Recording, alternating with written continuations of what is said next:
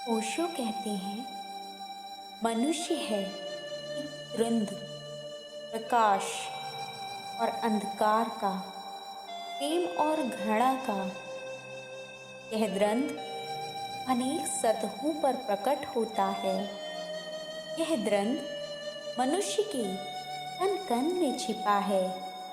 राम और रावण प्रतिपल संघर्ष में रत हैं। प्रत्येक व्यक्ति कुरुक्षेत्र में ही खड़ा है। महाभारत कभी हुआ और समाप्त हो गया, ऐसा नहीं, जारी है। हर नए बच्चे के साथ फिर पैदा होता है। इसीलिए कुरुक्षेत्र को गीता में धर्म क्षेत्र कहा गया है, क्योंकि वहाँ निर्णय होना है धर्म और अधर्म का।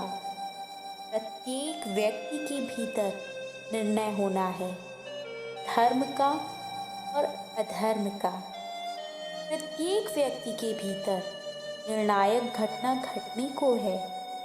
इसीलिए तो इतनी चिंता है, इसीलिए तो आदमी बेचैन है, इसीलिए आदमी को कहीं राहत नहीं है। कुछ भी करे राहत नहीं है, क्योंकि भीतर कुछ उबल रहा है। भीतर सेनाएं बटी खड़ी हैं।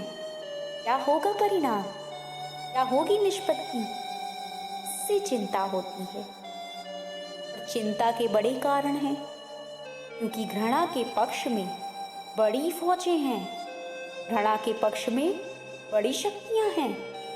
महाभारत में भी कृष्ण की सारी फौजें कौरवों के साथ थीं। केवल कृष्ण निहत्थे, कृष्ण पांडवों के साथ। बड़ी सूचक है, ऐसी ही हालत है संसार की। सारी शक्तियां अंधेरे के पक्ष में। संसार की शक्तियां यानी परमात्मा की फौजें। परमात्मा सिर्फ परमात्मा भर तुम्हारे पक्ष में है। निहत्था, भरोसा नहीं आता कि जीत अपनी हो सकेगी। विश्वास नहीं बैठता कि निहत्थे परमात्मा के साथ विजय हो सकेगी। कृष्ण ही अर्जुन के सारथी थे। ऐसा नहीं, तुम्हारे रथ पर जो भी सारथी बनकर बैठा है वह कृष्ण ही है। प्रत्येक के भीतर परमात्मा ही रथ को संभाल रहा है। सामने विरोध में दिखाई पड़ती हैं बड़ी सेनाएं, बड़ा विराट आयोजन। अर्जुन घबरा गया था, हाथ पैर थरथरा गए थे, गांडीव छूट गया था, सीना पसीना हो गया था।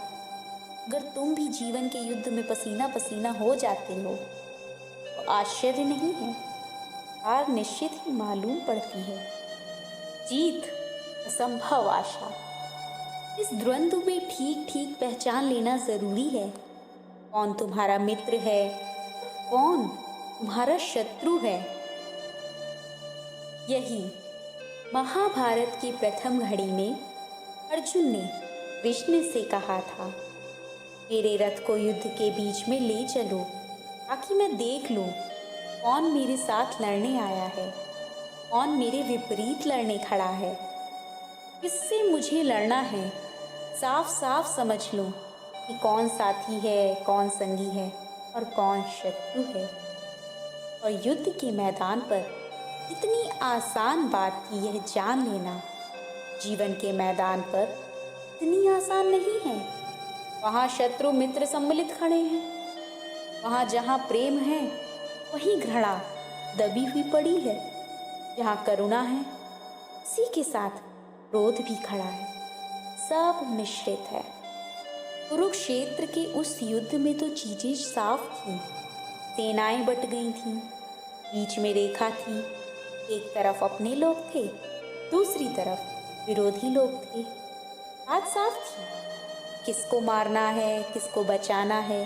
लेकिन जीव के युद्ध में बात इतनी साफ नहीं है, ज्यादा उलझन की है। तुम जिसको प्रेम करते हो उसी को घृणा भी करते हो, जिसको चाहते हो और सोचते हो कि ज़रूरत पड़े तो जान दे दूँ, किसी दिन उसी की जान लेने का मन भी होने लगता है। जिस पर करुणा बरसाते हो कभी उसी पर क्रोध उबल पड़ता है। सब उलझा हुआ है, धागे एक दूसरे में गुंथ गए हैं, जन्मों जन्मों की गुत्थियां हैं। इस बात को ठीक से समझकर आज के सूत्र समझे जा सकेंगे। ओशो कहते हैं, ठीक उसी प्रकार तुम्हारे भीतर अंधकार को अलग छांटना होगा और प्रकाश को अलग। वह जो उपनिषद के ऋषि ने परमात्मा से प्रार्थना की है कि हे प्रभु, मुझे अंधकार से प्रकाश की ओर ले चलें, तमसो मां ज्योतिर्गमय, उसी से शुरुआत होती है साधना की, कि मैं ठीक ठीक जान लूँ कौन अपना नहीं, किसकी जड़ों में पानी देना है और किसकी जड़ें उखाड़ फेंकनी है। बहुत बार भूल हो जाती, तुम शत्रु को पोषित करते रहते हो और मित्र को जहर दे देते हो। कई बार मित्र शत्रु जैसा मालूम पड़ता है, क्योंकि कई बार मित्र सच और कठोर बातें कह देता है और कई बार शत्रु चालबाजी कर जाता है, मीठी खुशामद करता है और मित्र जैसा लगता है। ठीक स्पष्ट विभाजन हो जाए तो यात्रा का बहुत काम सुगम हो जाता है। इस तरह विभाजन करो। प्रेम परमात्मा है, यही भक्ति का सार है। तो अगर परमात्मा को खोजना है तो जो जो तुम्हारे भीतर प्रेम पूर्ण है उससे मैत्री करो, और जो जो तुम्हारे भीतर द्वेष पूर्ण है उससे अमैत्री करो। ख्याल रखना, मैंने कहा है अमैत्री, जानकर सोचकर। अमैत्री का अर्थ शत्रुता मत समझ लेना।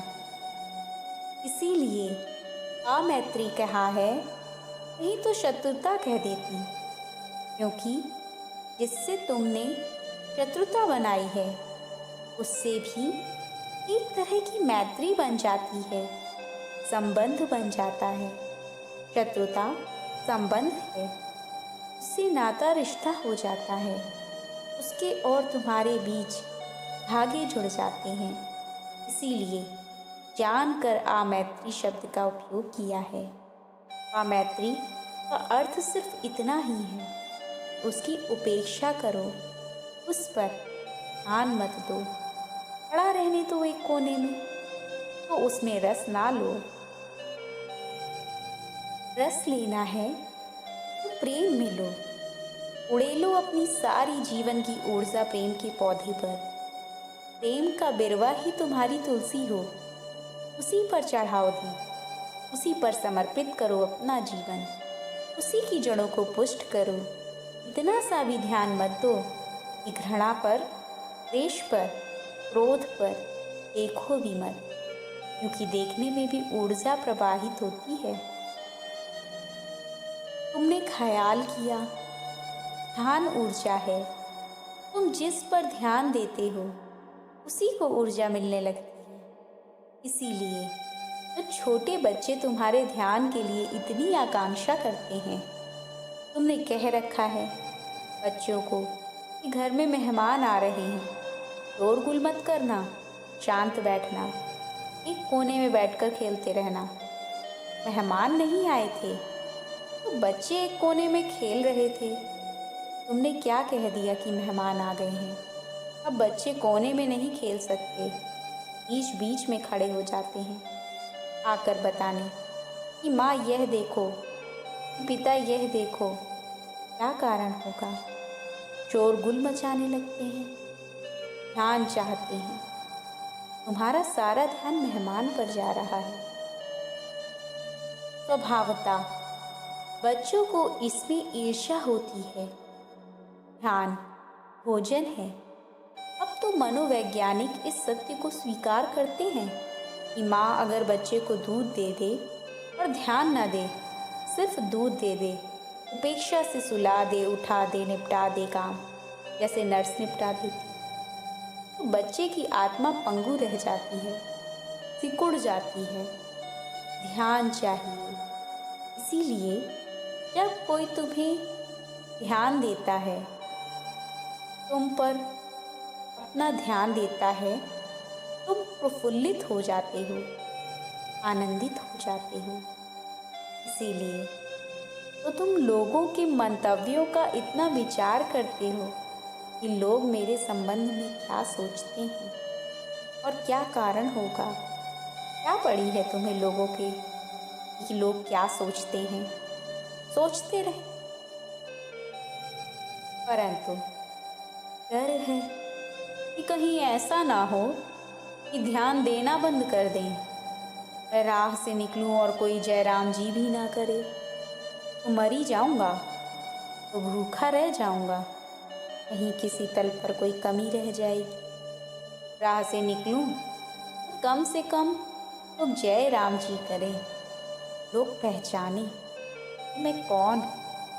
इतनी पीड़ा होती है तुम्हें जब कोई भी पहचानता नहीं है कि तुम कौन हो।